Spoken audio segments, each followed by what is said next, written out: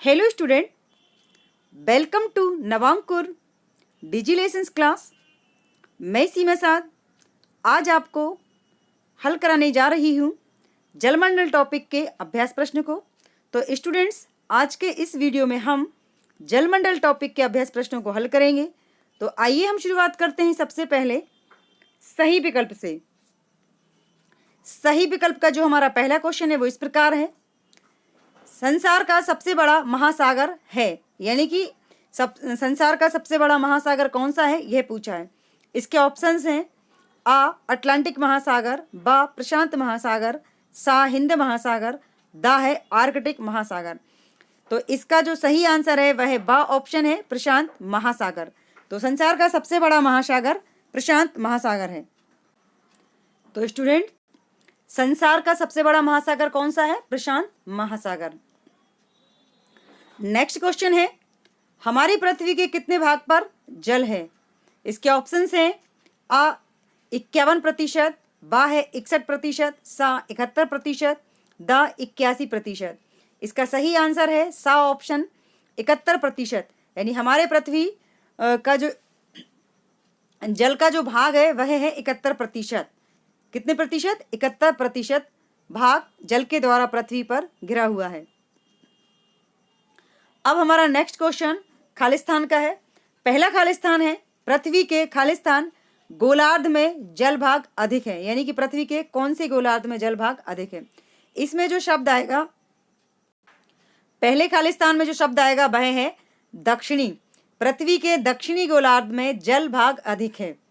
दूसरा खालिस्तान है संसार का सबसे बड़ा गर्त। तो संसार का जो सबसे बड़ा गर्त है वह है मेरियाना।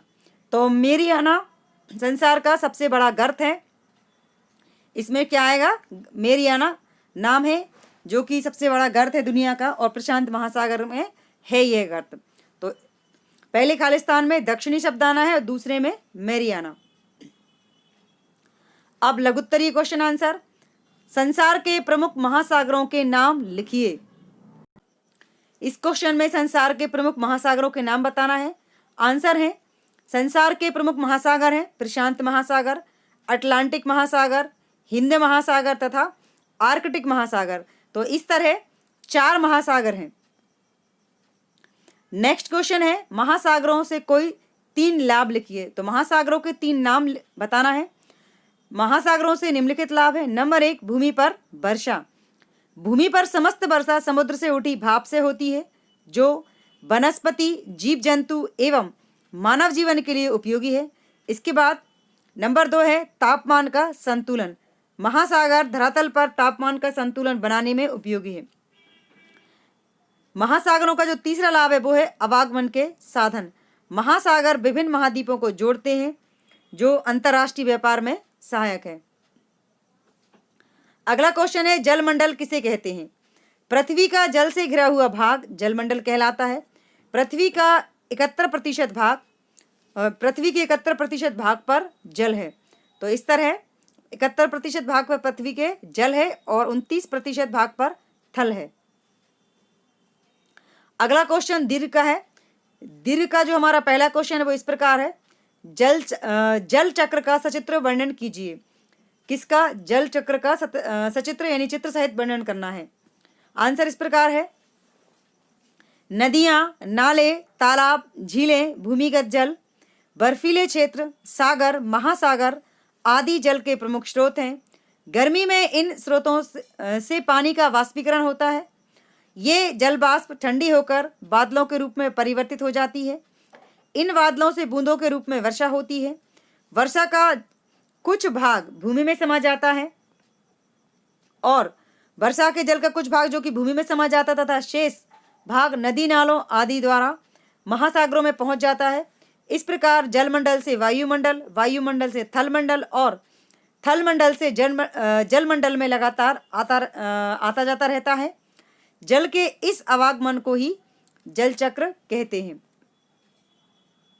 यहाँ पर आप जल चक्र का चित्र देख सकते हैं स्टूडेंट। तो इसे आपको फेयर कॉपी में बनाना है, क्योंकि प्रश्न में चित्र सहित वर्णन पूछा गया है कि जल चक्र का चित्र सहित वर्णन कीजिए। तो वो आंसर था और ये जल चक्र का चित्र है जो कि आपकी बुक में दिया होगा और इसे आपको फेयर कॉपी में बनाना है। अब हमारा नेक्स्ट क्वेश्चन है, दीर्घा महासागरीय तली के विभिन्न रूपों का वर्णन कीजिए व नामांकित रेखा चित्र बनाइए। यानी महासागरीय तली किस प्रकार होती है इसके बारे में बताना है और उसका चित्र भी यहाँ पर बनाना है। आंसर है, महासागरीय तली को बनावट के आधार पर 4 भागों में बांटा जा सकता है। नंबर 1, महाद्वीपीय निमग्न तट। महाद्वीपों के चारों ओर तट के पास की भूमि जो जल में डूबी होती है उसे महाद्वीपीय निमग्न तट कहते हैं। ये मछलियों के भंडार माने जाते हैं। दूसरा है महाद्वीपीय निमग्न ढाल।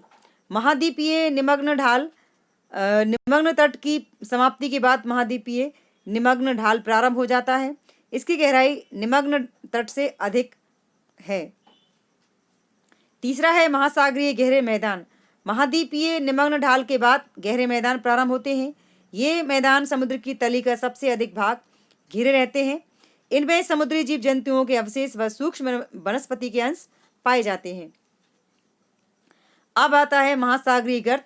समुद्र की तली में कहीं कहीं गहरे खड्डे पाए जाते हैं जिन्हें हम महासागरीय गर्त कहते हैं। तो समुद्र की तली में कहीं कहीं जो गहरे गड्ढे होते हैं उन्हें हम महासागरीय गर्त कहते हैं। और संसार का जो सबसे बड़ा गर्त है वो है मैरियाना, जो कि प्रशांत महासागर के अंदर है। तो स्टूडेंट्स,